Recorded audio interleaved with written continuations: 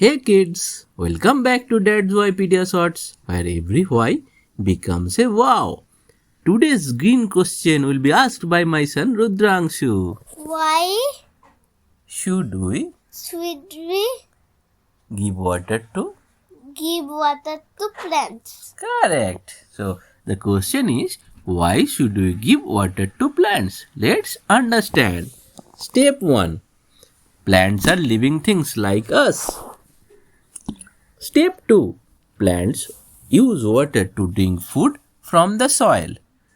Water carries nutrients from the ground up to the leaves and flowers. বুঝতে পেরেছো? Step 3 is plants also use water to make their own food using sunlight and air. This help them grow tall and strong. বুঝতে পেরেছো? জলের কত কাজ দেখেছো? ওরা জল দিয়ে কি করে? প্রথমত গাছ হচ্ছে লিভিং থিংস। গাছ কিন্তু আমাদের মতো লিভিং প্রাণী, ওরা প্রাণী একটা। আর ওরা কি করে?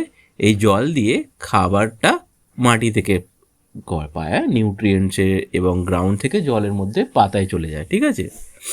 ওকে, আর এরাই জল ইউজ করে সানলাইট আর এয়ার দিয়ে খাবার তৈরি করে, আর এই খাবারটা ওদেরকে টল আর স্ট্রং তৈরি করতে সাহায্য করে, ঠিক আছে? লাইক আস, ঠিক আছে? Quick science fact: without water plants become weak and dry.